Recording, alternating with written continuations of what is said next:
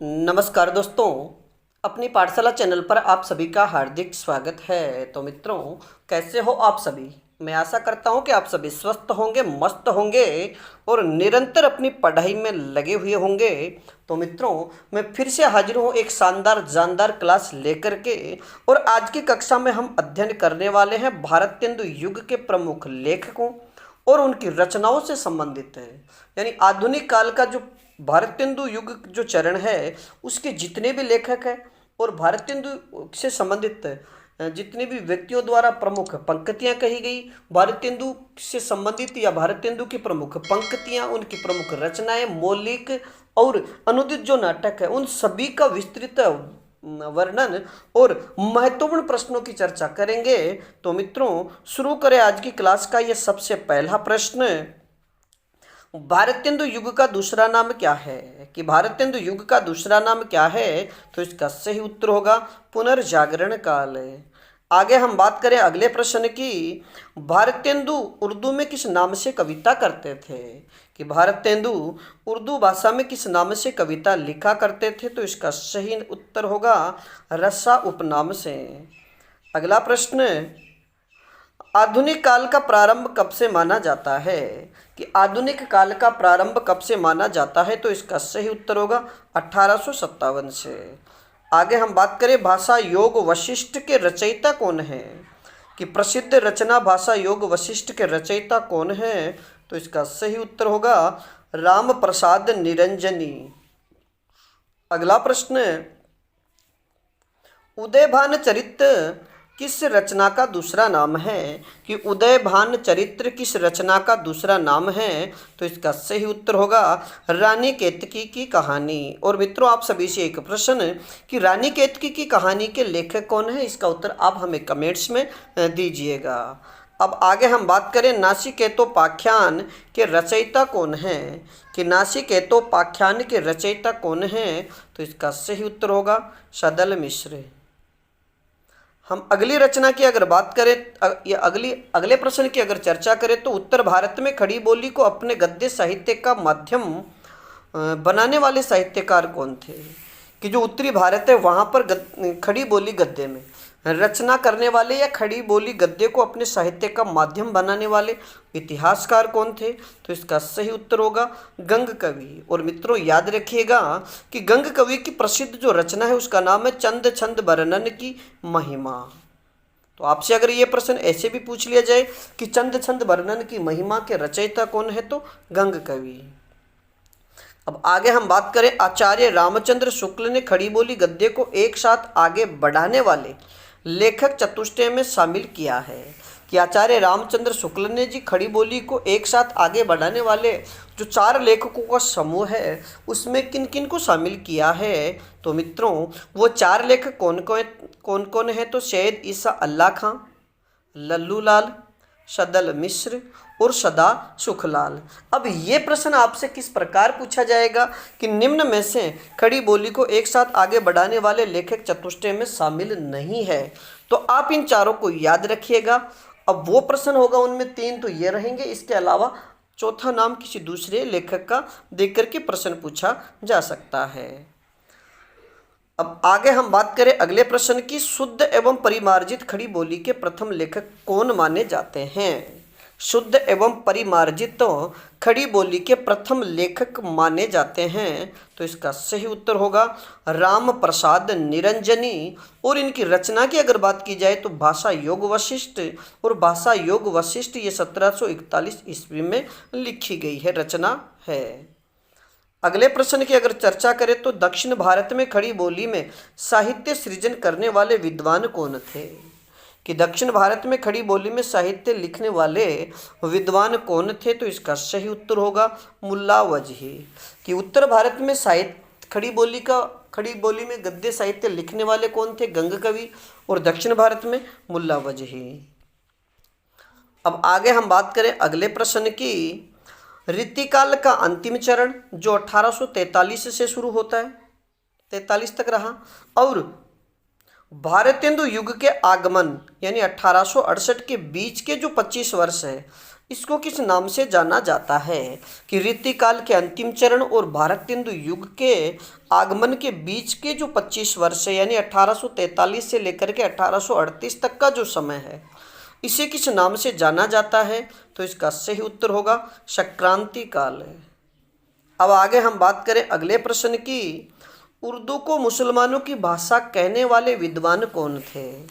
कि वह लेखक कौन थे या फिर वह विद्वान कौन हैं जो उर्दू को मुसलमानों की भाषा मानते थे? तो इसका सही उत्तर होगा राजा लक्ष्मण सिंह। अगला प्रश्न, तदीय समाज जिसकी स्थापना 1873 ईस्वी में हुई, कि तदीय समाज के संस्थापक कौन थे? तो इसका सही उत्तर होगा भारतेंदु बाबू हरिश्चंद्र। अगला प्रश्न, भारतेंदु का वह सर्वाधिक महत्वपूर्ण नाटक जिसमें सत्ता की विवेकहीनता का प्रदर्शन है? कि भारतेंदु का वह सर्वाधिक महत्वपूर्ण नाटक कौन सा है जिसमें जो सत्ता थी उसकी विवेकहीनता का प्रदर्शन किया गया है? तो इसका सही उत्तर होगा अंधेर नगरी। अगला प्रश्न,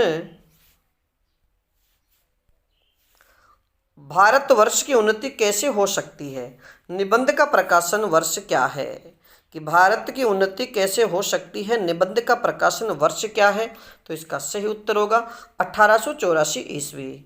और मित्रों याद रखिएगा कि ये भारतेंदु हरिश्चंद्र द्वारा लिखित निबंध है। अगला प्रश्न, भारतेंदु युगीन साहित्य केवल राजनीतिक स्वाधीनता का साहित्य न होकर मनुष्य की एकता, समानता और भाईचारे का भी साहित्य है। यह कथन किस आलोचक का है? कि भारतेंदु हरिश्चंद्र का जो साहित्य है वो केवल राजनीतिक स्वाधीनता का साहित्य ही नहीं, वह मनुष्य की एकता, उसकी समानता और भाईचारे का साहित्य भी है। यह कथन किस आलोचक का है? तो इसका सही उत्तर होगा डॉक्टर रामविलास शर्मा का। अगले प्रश्न की हम चर्चा करें तो जीर्ण जनपद खंड काव्य के रचयिता कौन हैं? कि जीर्ण जनपद खंड काव्य के रचयिता कौन हैं? तो इसका सही उत्तर होगा बद्री नारायण चौधरी प्रेमघन। और मित्रों अगर इनकी रचनाओं की अगर चर्चा की जाए कि बद्री नारायण चौधरी प्रेमघन की प्रमुख रचनाएं कौन कौन सी हैं, तो आनंद अरुणोदय, अलौकिक लीला, हार्दिक हर्षादर्श, मयंक महिमा, वर्षा बिंदु और होली की नक्कल, ये बद्रीनारायण चौधरी की प्रमुख रचनाएं हैं। एक रचना है जो हमने पढ़ी है जीर्ण जनपद। अब आगे हम बात करें अगले प्रश्न की। विद्वान की समस्याओं पर केंद्रित, मित्रों ये विद्वान नहीं है, ये विधवा है। विधवाओं की समस्याओं पर केंद्रित गर्भ रंडा रहस्य प्रबंध काव्य किसने लिखा? कि विधवा स्त्रियों की जो समस्या है उस पर केंद्रित गर्भ रंडा रहस्य प्रबंध काव्य किसने लिखा? तो इसका सही उत्तर होगा नाथुराम शर्मा शंकर। अब आपसे सीधा प्रश्न भी ये पूछा जा सकता है कि भारतेंदु युगीन कौन से कवि को या फिर वह कौन से लेखक हैं जो शंकर उपनाम से रचना लिखते थे? तो नाथुराम शर्मा शंकर है। अब आगे हम बात करें इनसे संबंधित अन्य तथ्यों की, तो नाथुराम शर्मा शंकर को शिव प्रसाद सितारे हिंद ने भारतेंदु प्रज्ञेंदु की उपाधि दी थी। अगला प्रश्न, भारतेंदु हरिश्चंद्र द्वारा रचित मौलिक नाटकों की संख्या कितनी है? भारतेंदु हरिश्चंद्र द्वारा लिखित मौलिक नाटकों की संख्या कितनी है? तो इसका सही उत्तर होगा 9 नाटक है। यानी इनकी कुल नाटकों की बात करें तो 17 है, लेकिन अगर मौलिक नाटकों की चर्चा की जाए तो मौलिक 9 नाटक है और 8 अनुदित नाटक है। अब मित्रों इनके जो मौलिक नाटक हैं उनकी हम चर्चा करें तो सबसे पहले वैदिक हिंसा हिंसा न भवती, यानी भारतेंदु हरिश्चंद्र का पहला जो मौलिक नाटक था वह है वैदिक हिंसा हिंसा न भवती, जो 1873 में प्रकाशित हुआ। दूसरे नाटक की बात करें तो सत्य हरिश्चंद्र, जो 1875 में प्रकाशित हुआ। इसके बाद श्री चंद्रावली नाटक जो 1876 में प्रकाशित है। और इसके बाद में जो चौथा नाटक है वह विशेष्य विस्मोधम जो 1876 में प्रकाशित हुआ। और आगे हम बात करें इनके पांचवें नाटक की, तो भारत दुर्दशा जो 1880 में प्रकाशित हुआ, और इसके बाद नील देवी जो 1881 में प्रकाशित है। और मित्रों सातवें नाटक की अगर बात करें तो अंधेर नगरी, और अंधेर नगरी भारतेंदु हरिश्चंद्र का जो 1881 में प्रकाशित हुआ। और प्रेम जोगिनी जो नाटक है ये 1875 में प्रकाशित हुआ। और सती प्रताप की अगर बात करें तो सती प्रताप ये 1883 में प्रकाशित हुआ था। अगले प्रश्न की अगर चर्चा करें तो भीतर भीतर सब रस चूसे, हंसी हंसी कै तन मन धन मूसे, इन पंक्तियों के रचयिता कौन है? कि भीतर भीतर सब रस चूसे, हंसी हंसी कै तन मन धन मूसे, इन पंक्तियों के रचयिता कौन है? तो इसका सही उत्तर होगा भारतेंदु हरिश्चंद्र। अब मित्रों आगे हम बात करें भारतेंदु हरिश्चंद्र की प्रमुख पंक्तियों की, जो बार बार परीक्षाओं में पूछी जाती है। तो सबसे पहले पंक्ति की बात करें, निज भाषा उन्नति अहे सब उन्नति को मूल, कि निज भाषा उन्नति अहे सब उन्नति को मूल पंक्ति किसकी है? भारतेंदु हरिश्चंद्र की। इसके बाद हा हा भारत दुर्दशा देखी न जाई, ये पंक्ति भी भारतेंदु हरिश्चंद्र की है। और तरुणी तनुजा तट तमाल तरुवर बहुछाए, पंक्ति भारतेंदु हरिश्चंद्र की है। इसके अलावा चूर्ण साहब लोग जो खाता, सारा हिंद हजम कर जाता, ये पंक्ति किसकी है? तो भारतेंदु हरिश्चंद्र की। आगे हम बात करें अगले प्रश्न की, भारतेंदु युगीन किन निबंध लेखकों की तुलना अंग्रेजी गद्यकारों में एडिसन और स्टील से की जाती है? कि भारतेंदु युगीन वह निबंध लेखक कौन कौन है जिनकी तुलना एक तो एडिसन से और स्टील से की जाती है? तो इसका सही उत्तर होगा प्रताप नारायण मिश्र और बालकृष्ण भट्ट। तो मित्रों एक तो प्रताप नारायण मिश्र को एडिसन और बालकृष्ण भट्ट की तुलना स्टील से की जाती है। अगला प्रश्न, भारत दुर्दशा नाटक की रचना करने के पीछे भारतेंदु जी का प्रमुख उद्देश्य क्या था? कि भारत दुर्दशा नाटक की जो रचना है भारतेंदु द्वारा की गई, लेकिन इसका प्रमुख उद्देश्य क्या था? तो मित्रों भारतीय नागरिकों को अन्याय के विरुद्ध खड़े होने के लिए प्रोत्साहित करना ही इस नाटक का प्रमुख उद्देश्य था। अब आगे हम बात करें भारतेंदु युग के प्रमुख लेखक कौन कौन हैं? कि भारतेंदु युग या भारतेंदु मंडल के प्रमुख लेखक कौन कौन हैं? तो प्रमुख लेखकों में बद्रीनारायण चौधरी प्रेमघन, प्रताप नारायण मिश्र, ठाकुर जगमोहन सिंह, अंबिका दत्त व्यास, बालकृष्ण भट्ट, लाला श्रीनिवास दास, राधाचरण गोस्वामी और राधा कृष्ण दास, ये भारतेंदु मंडल के प्रमुख लेखक हैं। अगला प्रश्न, किस रचना व रचनाकार की भाषा तत्कालीन अन्य लेखकों की तुलना में मानक हिंदी के अधिक निकट है? कि भारतेंदु मंडल के वह रचनाकार कौन हैं जिनकी भाषा तत्कालीन अन्य लेखकों की तुलना में मानक हिंदी के सबसे नज़दीक रही? तो इसका सही उत्तर होगा सदा सुखलाल। और उनकी जो रचना है सदा ये सुख सागर, उसमें मानक हिंदी का सटीक प्रयोग मिलता है। आगे हम बात करें अगले प्रश्न की, भारतेंदु युग की समय सीमा कब से कब तक मानी जाती है? कि भारतेंदु युग की समय सीमा कब से कब तक मानी जाती है? तो इसका सही उत्तर होगा 1850 से 1900 ईस्वी तक। अगला प्रश्न, भारतेंदु युगीन प्रमुख लेखकों का समय क्या है? यानी अगर कालक्रम से भारतेंदु मंडल के प्रमुख लेखकों का विवरण आपसे पूछ लिया जाए कि निम्नलिखित लेखकों को कालक्रमानुसार व्यवस्थित कीजिए, तो ये प्रश्न आपके लिए बहुत ही महत्वपूर्ण होगा। इन्हें अच्छे से याद रखिएगा कि भारतेंदु युगीन प्रमुख लेखकों का समय सीमा क्या है। तो सबसे पहले भारतेंदु हरिश्चंद्र के जीवन की बात करें तो इनका जन्म 1850 और मृत्यु 1885 में हुई। इसके बाद ठाकुर जगमोहन सिंह की चर्चा करें तो इनका जन्म 1857 ईस्वी को और मृत्यु 1900 ईस्वी को हुई। नवनीत चतुर्वेदी की अगर चर्चा की जाए तो इनका जन्म 1868 ईस्वी को और मृत्यु 1919 को हुई। और मित्रों आगे हम बात करें बद्रीनारायण चौधरी प्रेमघन की, तो बद्रीनारायण चौधरी प्रेमघन का जन्म 1855 ईस्वी और मृत्यु 1923 ईस्वी को हुई।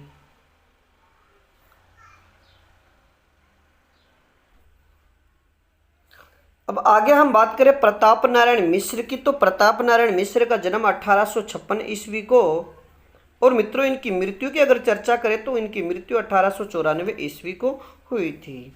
अंबिका दत्त व्यास की बात करें तो इनका जन्म 1858 ईस्वी को और इनकी मृत्यु 1900 ईस्वी को हुई। और मित्रों राधा कृष्ण दास की अगर चर्चा करें तो इनका जन्म 1865 और मृत्यु 1960 वो हुई थी। अगला प्रश्न, कुब्जा पच्चीसी रचना के रचयिता कौन है? कुब्जा पच्चीसी रचना के रचयिता कौन है? तो इसका सही उत्तर होगा नवनीत चतुर्वेदी। अगला प्रश्न, अंबिका दत्त व्यास की प्रमुख रचनाएं कौन कौन सी है? कि अंबिका दत्त व्यास की प्रमुख रचनाएं कौन कौन सी हैं? तो सबसे पहले पाउस पचासा जिसका प्रकाशन 1886 ईस्वी को हुआ। और मित्रों सुकवि सतसई की बात करें तो 1857। हो होरी की अगर चर्चा करें तो ये 1891 ईस्वी में हुई, यानी 1891 ईस्वी में प्रकाशित हुई। इसके बाद में अन्य रचनाओं की अगर चर्चा करें तो समस्या पूर्ति सर्वस्व, कंसवध और बिहारी विहार। अगला प्रश्न, प्रताप नारायण मिश्र की प्रमुख रचनाएं कौन कौन सी है?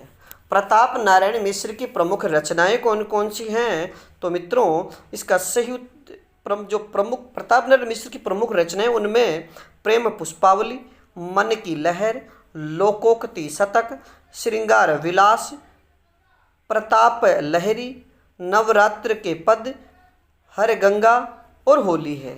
ये इनकी प्रमुख रचनाएं हैं। आगे हम बात करें अगले लेखक की तो ठाकुर जगमोहन सिंह कि ठाकुर जगमोहन सिंह की प्रमुख रचनाएं कौन कौन सी हैं? तो मित्रों ठाकुर जगमोहन की रचनाओं की अगर चर्चा करें तो प्रेम संपत्ति लता जो 1885 में प्रकाशित हुई। इसके बाद श्यामलता जो 1885 में प्रकाशित हुई। इसके बाद श्यामा सरोजनी जो 1886 में प्रकाशित हुई। और इसके बाद देवयानी जो 1886 में प्रकाशित हुई थी।